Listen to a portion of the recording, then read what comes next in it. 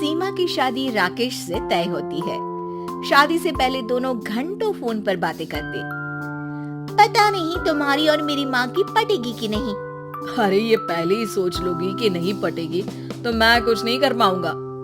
तुम कितने अच्छे हो जी। पता नहीं तुम्हारी माँ कैसी होगी। मेरी माँ बिल्कुल मेरे जैसी ही है। शादी के बाद सीमा राकेश के घर आ जाती है। अरे सासू माँ, आप किचन में। सॉरी, मैं देर से उठी। देख सीमा, या तो सास बोल ले या माँ बोल, क्या पसंद है तुझे बोलना? मैं ही बोलूंगी। सास बोलती तो मैंने किसी को नहीं सुना। अच्छा चलिए बता दे कि कितनी रोटी सेकू तेरे लिए। तू नहीं है ना तो हम लोगों को पता नहीं है। हूँ तो नहीं, लेकिन इंसान हूँ तो 2 ही खाऊंगी। वो मन ही मन सोचती है, बड़ी आई ताने देने वाली। भला सास भी बहू के लिए रोटी बनाती है। हाँ बहू है तो तू इंसान ही, लेकिन मैं भी इंसान हूँ, पर मैं तो 3 रोटी खाती हूँ।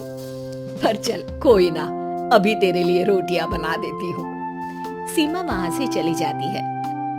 सब खाना खाने बैठते हैं कि सीमा कहती है, माँ आप ना आज मुझे सारे घर का खाना पीना और हिसाब समझा दीजिएगा। कल से मैं घर संभाल लूंगी। अरे बेटा, तू कल ही तो ब्याह कर आई है, अभी कुछ दिन आराम कर, घूम फिर, घर तो सारी जिंदगी संभालना है।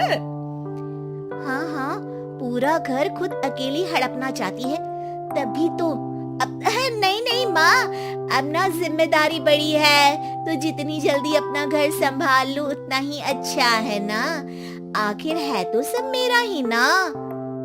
अगले दिन सास एक पेपर सीमा को देती है। सीमा बहू, ये ले, सारा घर मैंने आज तेरे और राकेश के नाम कर दिया है। अब मैं तो चिंता से मुक्त हो गई। अरे माँ, इसकी क्या जरूरत थी?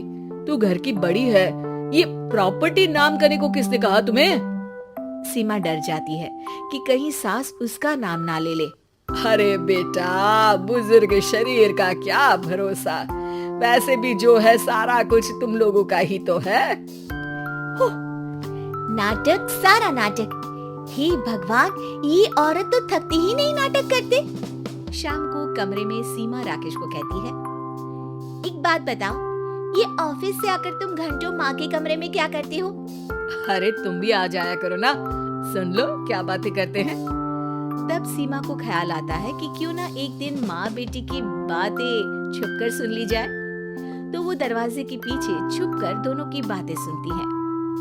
अरे माँ, ये तो बता, मेरा बेटा होगा तो क्या नाम रखेगी? मैं तो कन्हैया नाम रखूंगी, उसके पैर में पायल डालूंगी और चोटी बनाऊंगी। वाह माँ, इतना प्यारा नाम। तो फिर मेरा नाम राकेश क्यों रखा? अरे बेटा, तेरा नाम तो तेरे पापा ने रखा था। राकेश उनका सपना था कि तू साइंटिस्ट बने। फिर दोनों माँ बेटा अपनी पुरानी जिंदगी और रिश्तेदारों की बातें करने लगते हैं। बाहर खड़ी सीमा सोचती है, लग रहा है कि बुढ़िया ने देख लिया है कि मैं खड़ी हूँ। कल फिर से सुनती हूँ कि ये लोग कैसे मेरी बुराई करते हैं। लेकिन अगले दिन भी वही होता है, दोनों आपस में घर की बात करते हैं, सेहत की बात करते हैं या ऑफिस की बात करते हैं। फिर वो समय भी आ जाता है जब सीमा माँ बनती है। उनके घर में बेटी पैदा होती है। राकेश और सीमा बच्चे को लेकर घर आते हैं कि तभी बेटी का नाम कहना तो सोच रखा था, देखते हैं बेटी हुई है तो क्या करेंगी। खुशी थोड़ी ना होगी बुढ़िया को। तभी सीमा की सास दरवाजा खोलती है। सास ने पूरा घर गुब्बारों से सजा रखा होता है। वो हाथ में पूजा की थाली लेकर नई बच्ची का स्वागत करती है। शुक्रिया बहू, हमारे घर को चिराग देने के लिए। अब तो मुझे राकेश तेरी भी जरूरत नहीं है। ये बोलकर वो बच्ची को गले लगाकर रोने लगती है। पता नहीं खुशी में रो रही है या बेटी होने का दुख है इनको। देखो तो माँ कितनी खुश है सीमा। पता नहीं, मुझे तो लग रहा है कि बेटी है इसलिए रो रही है। बेटी की चाहत में घर सजाया होगा।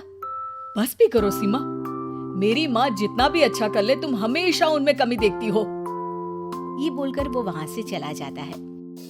सीमा देखती है कि कैसे सास बच्ची को खिलाती पिलाती उसका ख्याल रखती, उसके साथ पूरी पूरी रात जगती और बच्ची से बहुत प्यार करती। माँ जी, मुझे तो लगा था कि आपको पोता चाहिए जिसका आप कान्हा नाम रखती। अरे नहीं सीमा बहू, वो तो राकेश ने पूछा कि बेटा होगा तो क्या नाम रखूंगी। पर सच बोलूं तो मुझे बच्चियां ही पसंद है। मेरी कोई बेटी नहीं थी, लेकिन तू आई तो वो कमी भी पूरी हो गई। लेकिन छोटी बच्ची को पायल पहनाना, उसको काजल लगाना वो शौक तो अब पूरे हो रहे हैं। सीमा सास की बात सुनकर भावुक हो जाती है और उन्हें गले लगा लेती है।